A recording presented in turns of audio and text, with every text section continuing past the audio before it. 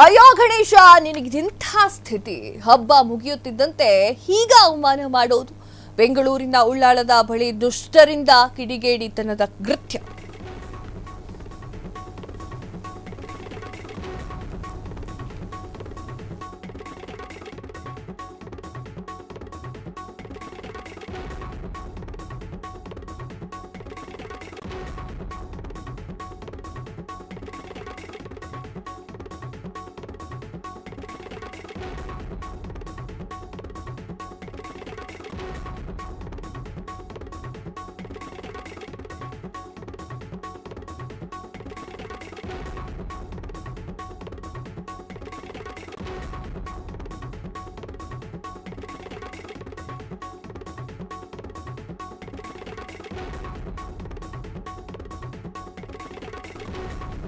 ಅಯ್ಯೋ ಗಣೇಶ, ನಿನಗಿದೆಂಥ ಸ್ಥಿತಿ. ಹಬ್ಬ ಮುಗಿತಾ ಇದ್ದಂತೆ ಹಿಂಗ ಅವಮಾನ ಮಾಡುವುದು.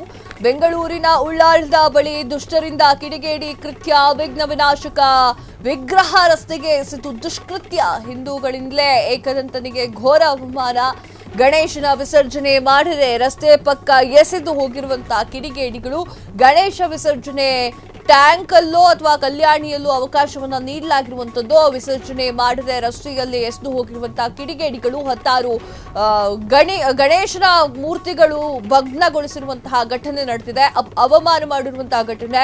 ಗಣೇಶನಿಗೆ ಅವಮಾನ ಮಾಡಿದ್ದರಿಂದ ಭಕ್ತರು ಆಕ್ರೋಶ ಹೊರ ಹಾಕಿದ್ದಾರೆ. ನಿಮ್ಮ ಹತ್ರ ಗಣೇಶನ ಕೂರ್ಸಕ್ಕಾಗತ್ತಾ? ಅದನ್ನ ತಗೊಂಡೋಗಿ ಮುಳುಗ್ಸಕ್ಕಾಗತ್ತಾ? ತಾಕತ್ತಿದ್ಯಾ? ಗಣೇಶನ್ ಕೂರ್ಸಿ. ಗಣೇಶನ ಯಾವ ಕಾರಣದಿಂದ ಕೂರಿಸ್ತಾರೆ ಅನ್ನೋದು ಗೊತ್ತಿಲ್ಲ ಅಂತಂದ್ರೆ ಮುಚ್ಕೊಂಡು ಮನೇಲಿರಿ.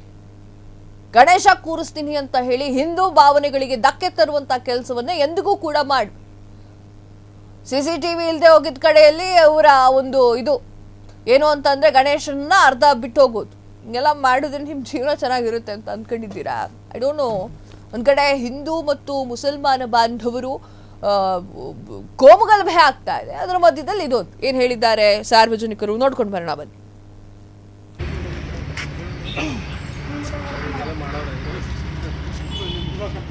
ಸರ್ ಹೇಳಿ ಸರ್, ಇದು ಇಷ್ಟು ಗಣೇಶನೆಲ್ಲ ಈ ತರ ಹಾಕಿದಾರಲ್ಲ, ಇದು ಏನು ನಿಮ್ಮ ಅನ್ಸುತ್ತೆ ಅನ್ಸಿಕೆ? ದೇವ್ರನ್ನ ಪೂಜೆ ಮಾಡ್ತೀವಲ್ವಾ, ಹಾ ಸರ್, ತಂದು ಹಿಂಗೆ ಬಿಸಾಕೊಟ್ಟು ಹೋದ್ರೆ ಎಲ್ಲ ಕಾಲಲ್ಲಿ ಒದ್ದಿ ಈಗೆಲ್ಲ ಬಿಸಾಕೊಟ್ರೆ ನಮ್ಮ ದೇವ್ರಿಗೆ ಅವಮಾನ ಮಾಡ್ದಂಗಲ್ವಾ ಸರ್? ಈ BBMP ಅವರೆಲ್ಲ ಅರ್ಧಂಬರ್ಧ ಮಾಡೋರು ಅದೊಂದು ಕೆಲಸ.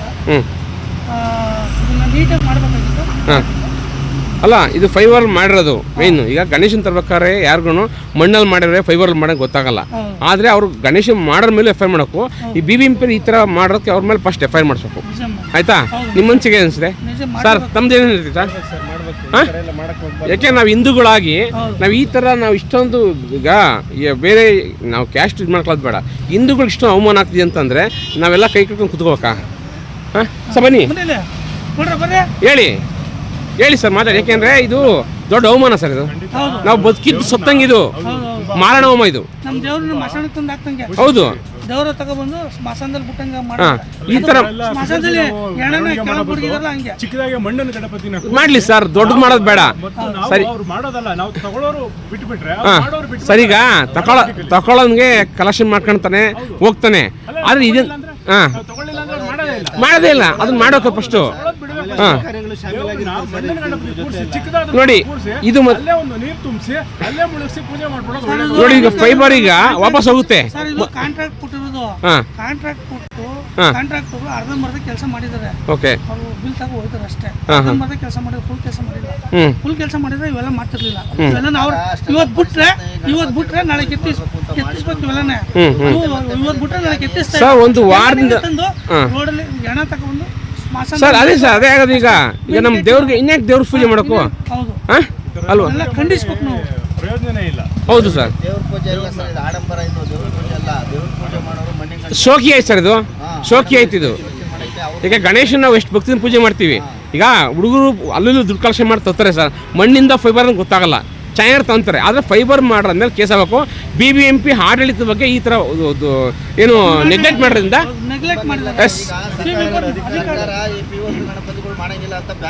ಸರ್ ಬ್ಯಾನ್ ಮಾಡಿದ್ರೆ ಕ್ರಮ ಕೈಗೊಳ್ಳಬೇಕು. ಕಾಟಾಚಾರಕ್ಕೆ ಆದೇಶ ಮಾಡಬಾರ್ದು. ಮಾಡ್ತಾನೆ ಇದ್ದಾರೆ, ಇದು ಮಾಡ್ತಾನೆ ಇದ್ದಾರೆ. ಅವರು ಪ್ರತಿ ವರ್ಷ ಹೇಳ್ತಾರೆ, ಆ ಟೈಮ್ ಬಂದಾಗ ಹೇಳ್ತಾರೆ ಅಷ್ಟೇ. ಅಧಿಕಾರಿಗಳು ಸಿರಿಕಾಗ್ಬಿಟ್ಟು ಮಾಡೋ ಅಂತ ಕೆಲಸ ಇದೆಲ್ಲ.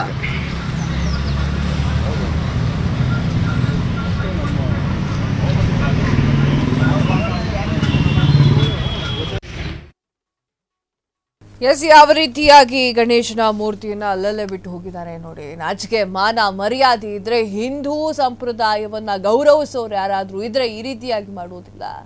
ಹೊಟ್ಟೆಗೆ ಅಂದ್ರೆ ತಿಂತೀರಾ? ಆ ಗಣೇಶ ಹಬ್ಬವನ್ನ ಆಚರಿಸ್ಲಿಕ್ಕೆ ಆಗಿಲ್ಲ ಅಂತಂದ್ರೆ ಇದ್ದು ಬಿಡಿ ಸುಮ್ಮನೆ. ಇನ್ನು BBMP ಅವರ ಬಗ್ಗೆ ಮಾತನಾಡುವುದಾದ್ರೆ ಪ್ಲಾಸ್ಟಿಕ್ ರಹಿತ ಗಣೇಶನನ್ನ ಮಾಡಿದವರ ಅಂದ್ರೆ ಮಾಡಬೇಕು, ಅದನ್ನ ಪ್ಲಾಸ್ಟಿಕ್ ರಹಿತವಾದ ಗಣೇಶನನ್ನ ಮಾಡಬೇಕು, ಫೈಬರ್ ಅನ್ನ ಬಳಕೆ ಮಾಡುವಂತಿಲ್ಲ, ಬಾರಿ ಮಣ್ಣಿನಿಂದ ಮಾಡಬೇಕು ಅನ್ನೋದನ್ನ ಸ್ಟ್ರಿಕ್ಟ್ ರೂಲ್ಸ್ ಅನ್ನ ತರಬೇಕು. ಅದು ಬಿಟ್ಟು ನೀನ್ ಮಾಡಿಲ್ವಾ, ಬೇರೆ ಅಂಗಡಿಯವ್ರು ಮಾಡಿದ್ರ ಅಂತ ಹೇಳಿ ಬಿಟ್ಟು ಬಿಡೋದಲ್ಲ. ಕ್ಷಣ ಕ್ಷಣದ ಸುದ್ದಿಗಳಿಗಾಗಿ ಫ್ರೀಡಂ ಟಿವಿ ಸಬ್ಸ್ಕ್ರೈಬ್ ಮಾಡಿ, ಲೈಕ್ ಮಾಡಿ ಹಾಗೂ ಫಾಲೋ ಮಾಡಿ.